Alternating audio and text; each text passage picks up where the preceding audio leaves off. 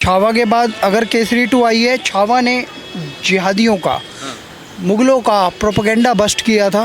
Rally निकाली गई हिंदू और मुसलमान के द्वारा, तो उस समय के मुसलमान जो थे और आज का जो है उसमें क्या अंतर रह गया? और जैसे केसरी चैप्टर 2 आई, इसमें जिस तरह से रोल दिखाया गया उस पर क्या कहेंगे? आज भी हमारे भारत में ऐसे वकील जिंदा है जो भारत तेरे टुकड़े होंगे इंशाल्लाह इंशाल्लाह बोलने वालों को डिफेंड करते हैं। तो जैसे मूवी में बताया कि कोर्ट को ये जो जज बैठे थे उनको ऑफर मिला कि भैया तुम्हें लंदन ट्रांसफ़र कर देंगे, तो उन्होंने तुरंत अपना फैसला बदल दिया।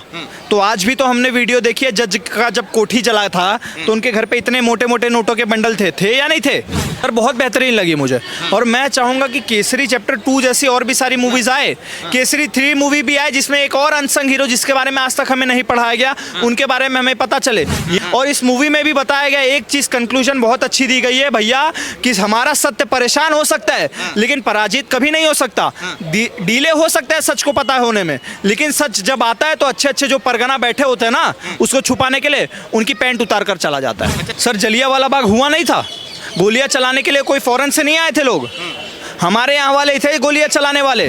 और कहीं ना कहीं इस मूवी ने उस सच्चाई को दिखाने का काम किया जो कि कांग्रेस की सरकार में दबाने का काम किया जा रहा था। जलियांवाला बाग हुआ तो कहीं ना कहीं वो क्रूरता की निशानी थी। अंग्रेजों का भारतीयों के प्रति किस तरीके का रवैया था, किस तरीके का व्यवहार था, वो इस मूवी में दिखाया गया। वो सिर्फ भारतीयों को ये समझते थे कि ये सिर्फ आतंकवादी हैं। केसरी चैप्टर 2 आ चुका है, इसमें अक्षय कुमार का किरदार रहा और काफ़ी अन्य लोग, कई अनन्या पांडे का किरदार रहा। और इसमें मूवी में क्या अच्छा लगा जनता से जानेंगे कि मूवी अच्छी भी लगी या ये मूवी आपको अच्छी नहीं लगी। मैं आपसे जानना चाहूँगा आपका नाम?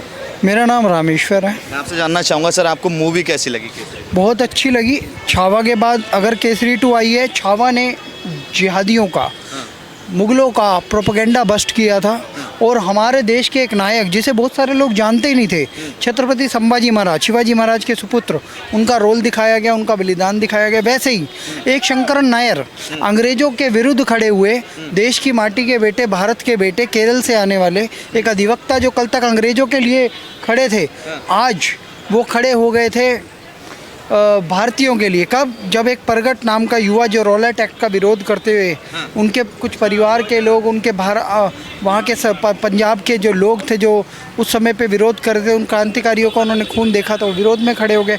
उनका एक, मैं कहता हूँ वो एक तख्ती लेके खड़ा होना उनका हृदय परिवर्तन कर गया। और एक शंकरन नायर ने जनरल डायर को, मैं कहता हूँ, सजा याफ्ता घोषित करवा दिया। अच्छा, मगर देखा जाए इसमें एक किरदार ये भी दिखाया गया, रामनवमी का किरदार भी दिखाया गया था। अगर आप देखें तो उस समय एक सबसे बड़ी रैली निकाली गई हिंदू और मुसलमान के द्वारा, तो उस समय के मुसलमान जो थे और आज का जो है उसमें क्या अंतर रह गया? और जैसे केसरी चैप्टर 2 आई, इसमें जिस तरह से रोल दिखाया गया उस पर क्या कहेंगे? देखो, अंग्रेज उस समय पे हम पे सब पे अत्याचार कर रहे थे, तो हमको मिलजुल के चलना था। उस समय तो चल भी रहे थे, पर देखो वहाँ पे भी खिलाफत तो हुई थी, लेकिन उस समय पे बहुत सारे लोग मिलजुल के चला करते थे। पंजाब का मिला जुला कल्चर रहा है, अभी भी रहा है, तो मैं तो इतना ज़्यादा उस पर बोलूँगा नहीं, पर लेकिन उस समय के लोग एक साथ चला करते थे।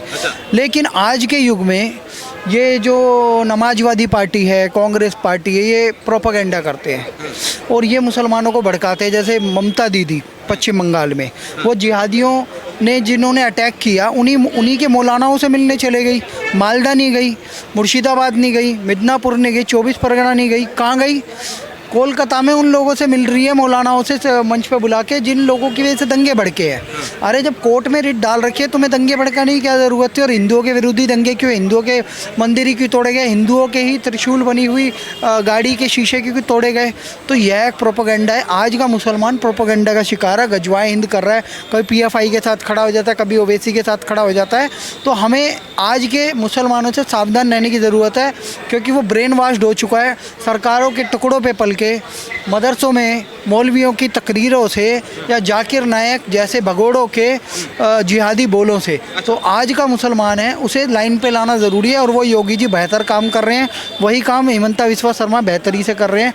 आपके सवाल का जवाब ये है। अच्छा, मैं जानना चाहूँगा जिस तरह से इसमें वकीलों का किरदार दिखाया गया, क्या वैसे वकील जो अंग्रेज़ों को पहले साथ में काम करते थे, क्या वैसे वकील आज भी भारत के अंदर हैं? आप अपने दिल पे हाथ रख के बोलना पत्रकार महोदय, क्या आपको नहीं लगता कि आज भी वैसे वकील जिंदा हैं? नहीं, वो मैं नहीं बोल सकता, आपसे जानना चाहूँगा। हाँ, आपकी हंसी ने सारा कुछ बयान कर दिया। आज भी हमारे भारत में ऐसे वकील जिंदा है जो भारत तेरे टुकड़े होंगे इंशाल्लाह इंशाल्लाह बोलने वालों को डिफेंड करते हैं। आज भी हमारे भारत में आप देख लो, चिन्मयानंद को बांग्लादेश में जब पकड़ा था इस्कॉन वालों ने, इस्कॉन वालों को, तब उनको वकील नहीं मिला चिन्मयानंद जी को, लेकिन हमारे भारत में चाहे अजमल कसाब हो, चाहे याकूब मेनन हो, चाहे अभी तहूर राणा आया है उसको हो, चाहे कन्हैया कुमार जैसे लोग हों, सबको वकील मिल जाते हैं। तो इससे क्या साबित होता है पत्रकार महोदय कि देशद्रोहियों के पास भी हमारे भारत में सुख सुविधाएं हैं। हमारे भारत में आज भी ऐसे लोग हैं जो अपना ज़मीर बेच के सिर्फ पैसों के लिए खुद की पैंटें उतार सकते हैं। ऐसे भी लोग हमारे भारत में जिंदा। भी कुछ दिन पहले की रिपोर्ट देख लो, जैसे मूवी में बताया कि कोर्ट को ये जो जज बैठे थे उनको ऑफर मिला कि भैया तुम्हें लंदन ट्रांसफ़र कर देंगे, तो उन्होंने तुरंत अपना फैसला बदल दिया।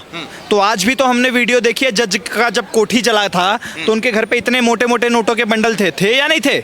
आपने भी तो वीडियो कवर करी बिल्कुल थी। देखा था ना पत्रकार महोदय। तो इससे क्या साबित होता है हमारे देश में आज भी अगर तस्लीम रहमानी अगर गाली देता है हमारे शिवलिंग को, तब तो कोई कोर्ट नहीं बोलता, लेकिन अगर नुपुर शर्मा उनकी बुक को कोट कर देती है तो कोर्ट को बुरा लग जाता है।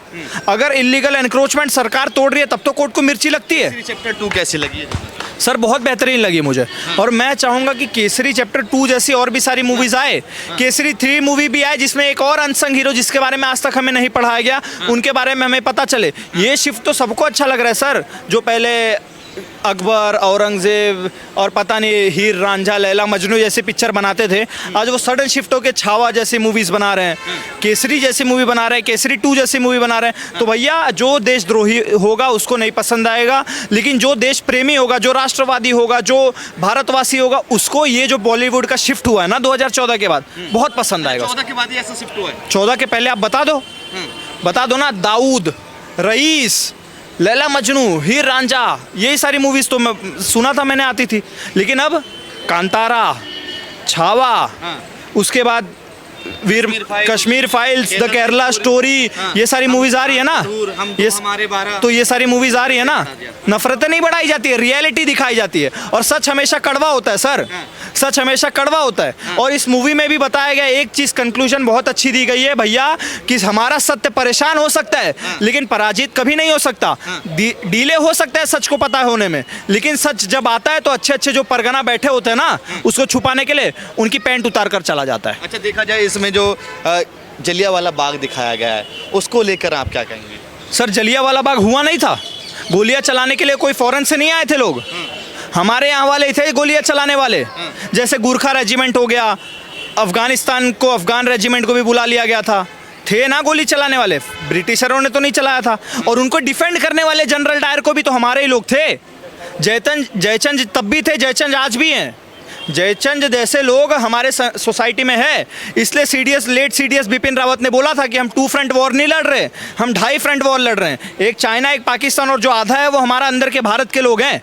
तो हमें ये चीज़ समझने की ज़रूरत है। मैं चाहूँगा ये जो मूवी आई है केसरी 2, हर बच्चा जाके देखे, हर माता पिता उस अपने बच्चे को दिखाए, ताकि जिसके बारे में हमें नहीं बताया गया, जिस शंकरन नायर जी को जगह मिलनी चाहिए थी हमारे इतिहास में, हमारे दिलों में, वो नहीं दी गई, तो अब जाके अपने बच्चों को मूवी दिखाए और ऐसे अनसंग हीरोज़ के बारे में बताए। अच्छा, मैं जानना चाहूँगा, आप भी एक युवा हैं, और जिस तरह से जो यूथ उभर के आ रहा है, क्या उसको ऐसी मूवी देखनी चाहिए, केसरी चैप्टर 2 जैसी मूवी देखनी चाहिए, या पीके जैसी मूवी जो आती थी उनको देखना चाहिए, कहा जाए सिकंदर मूवी है, ऐसी मूवी देखना चाहिए? देखिए, जब तक कच्चा बादाम और पक्का बादाम दिखा रहे थे तब तक इस देश में कहीं ना कहीं सिर्फ आतंकवाद बम लेकर फोड़ते थे, पर आज इतिहास को दिखाया जा रहा है तो ऐसी मूवियाँ देखनी चाहिए। आप एक बात सोचिए कि जलियांवाला बाग में हजारों लोगों को शहीद कर दिया गया, हजारों लोगों के सामने गोलियां राउंड फिगर की तरह बरसारी ब्रिटिश एम्पायर लगातार काम कर रही है कि मारो, और आतंकवादी साबित करने का काम कर रही थी। पर उस समय के स्वतंत्रता सेनानी थे शंकर नायर, जिन्होंने कहीं ना कहीं पूरे अंग्रेजी एम्पायर को हिला के रख दिया, ब्रिटिश एम्पायर को पूरा खत्म कर दिया, और कोर्ट में जो पूरा कोर्ट बिक चुका था फिर भी सच्चाई को जनता तक पहुंचाने का काम किया। किस तरीके से किया वो पूरा देश देख रहा था, और कहीं ना कहीं इस मूवी ने उस सच्चाई को दिखाने का काम किया जो कि कांग्रेस की सरकार में दबाने का काम किया जा रहा था। जलियांवाला बाग हुआ तो कहीं ना कहीं वो क्रूरता की निशानी थी। अंग्रेजों का भारतीयों के प्रति किस तरीके का रवैया था, किस तरीके का व्यवहार था, वो इस मूवी में दिखाया गया। वो सिर्फ भारतीयों को ये समझते थे कि ये सिर्फ आतंकवादी हैं, लुटेरे हैं, कुत्ते हैं, इनको देश में घुसने का अधिकार नहीं, घर में घुसने का अधिकार नहीं। जो भारतीय किसान खेतों में अनाज उगाते थे, उन्हीं भारतीय किसानों को उस अनाज तक को छूने नहीं दिया जाता था। वो उस अनाज को लेने के लिए हजारों कोड़े खा जाते थे। और उस सच्चाई को कहीं ना कहीं शंकर नायर ने पूरे कोर्ट के सामने प्रस्तुत किया और डंके की चोट पर चोट लगी तब जाके ऐसा किया है। वहाँ लिखा हुआ था, एक बोर्ड लगा हुआ था, Indians and dog not allow. Sir एक बार जब बताइए, दिल पे चोट लगी ना तब जाके गए हैं कि इंडियनों का साथ लगी ना, दिल पर चोट लगी ना। कपिल सिब्बल और मनीष सिंघवी जैसे के लोगों के सामने तो डेली बांग्लादेशी बंगाल में मारे जा रहे लोग, डेली केरल में लव जिहाद और मारे जा रहे, कश्मीर में, उनके दिल पे तो चोट नहीं लगी। एक सच्चा भारतीय वही होता है कि कहीं ना कहीं उसको जब सच्चाई दिखती है तो वो भारत के लिए लड़ने का काम करता है। और भारत ना कल टूटा था ना आज टूटा है। जो आतंकवादी बता रहे थे, उन्हीं आतंकवादियों के सामने ब्रिटिश अंपायर को हिलाने का काम कहीं ना कहीं शंकर नायर ने किया और डंके की चोट पर इतिहास को पूरा का पूरा दर्ज किया। और आने वाली पीढ़ी को ये मूवी देखनी चाहिए और डंके की चोट पर देख के ब्रिटिशों के सामने बोलना चाहिए कि तुम्हारे जब हमारे शंकर नायर ने तुम्हारी टंग हिलाई थी उसके बाद ही तुम गायब हुए थे इस देश से। देखा जाए कि इससे पहले भी छावा मूवी आई, उस पर FIR दर्ज हो गई। इससे पहले हम दो हमारे 12 आई, उस पर धरना प्रदर्शन हो गया। उससे पहले आई 72 हूर, उस पर भी केस हो गया। फिर आई केरला स्टोरी, उस पे भी केस। आपको सर तेरे चुनरिया अच्छा लगता था, ठीक है, छावा अच्छा नहीं लगता, ठीक है। आपको तेरे चुनरिया अच्छा लगता था, आपको छावा अच्छा नहीं लगता, ठीक है। केसरी 2 अच्छा नहीं लगता। जो भारत के इतिहास पे बनाया जाए उस पे आपको दिक्कत है। छत्रपति संभाजी महाराज पे जो मूवी बनाई गई, क्या सच्चाई नहीं थी उसमें? कश्मीरी फाइल जो बना, कश्मीर फाइल्स, वो सच्चाई नहीं था क्या? केरल स्टोरी जो बना वो सच्चाई नहीं था? अगर कोई मुगल का बच्चा आकर यहाँ खड़े होकर ये बोल दे कि इसमें झूठ दिखाया गया है तो वो सच्चाई प्रस्तुत कर दे, वो मूवी बना के दिखा दे। ये मुगल, अंग्रेज और जितने भी थे, ईरानी, इराकी जितने भी अफगानिस्तानी, सिर्फ भारत को लूट रहे थे। और लूटने के बाद भी आज भी वो भीख मांग रहे हैं और भारत लगातार तरक्की कर रहा है। अच्छा, मैं जानना चाहूँगा ये मूवी एंटरटेनमेंट पर्पस के लिए है या सच्ची घटनाओं पे आधारित है? और यूथ को कितना, मतलब इस मूवी को प्रमोट करना चाहिए, कितना देखना चाहिए? एंटरटेनमेंट नहीं है, कोई काल्पनिक कहानी नहीं था।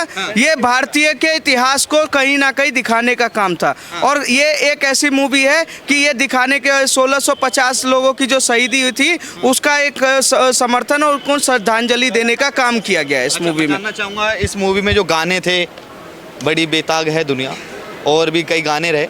और एक मूवी जो केसरी चैप्टर 1 का जो गाना था वो उसको री एडिट करके इसमें दिखाया गया। गानों का भूमिका कैसी लगी? सर गाने ने कहीं ना कहीं अपने हिसाब से मूवी में मसाले डालने का काम किया और गानों ने कहीं ना कहीं एंटरटेनमेंट भी बनाने का काम किया और जनता को रोकने का भी काम किया। मूवी अच्छी लगी? मूवी में मज़ा आ गया सर। 10 में से हम 20 नंबर देने का काम करेंगे। 20 नंबर देंगे। आप भी यही? ये सर गाने पे थोड़ा सा चूक गए। मैं इनको कहना चाहूँगा कि ये जो केसरी नाम है ना, वो नाम नहीं है, वो इमोशंस है हमारे हम भारतीयों की। जैसे उस पहले केसरी में क्या था, ओ माई मेरी तू हंसते रहे या घड़ी भर नम ना हो, तो ये गाना नहीं है, ये हमारा इमोशंस है, ये हमारे माटी के प्रति प्यार है। तो उस पहली केसरी 1 के ओरिजिनलिटी को बरकरार रखने के लिए वो गाना केसरी 2 में डाला गया। और कोई और नए अनसंग हीरो के बारे में अगर केसरी 3 के रूप में भी आ रहा है तो मैं अक्षय कुमार की पूरी टीम से कहना चाहूँगा, कृपया करके इसका नाम मत चेंज कीजिए, क्योंकि ये केसरी जो नाम है वो सिर्फ नाम नहीं है, वो इमोशंस है। तो केसरी का गाना और केसरी का नाम ये मूवी से जुड़ा रहे तो ही अच्छा है। चलिए ठीक है, बहुत बहुत धन्यवाद। केसरी चैप्टर 2 पे आपने जनता की राय सुनी, जिन्होंने बताया कि मूवी बहुत अच्छी लगी, गाने भी काफ़ी अच्छे थे। हालांकि आप तमाम लोग कहाँ से देख रहे हैं इस वीडियो को और कितने ये मूवी देखने जा रहे हैं नहीं जा रहे, कमेंट बॉक्स में ज़रूर बताएं।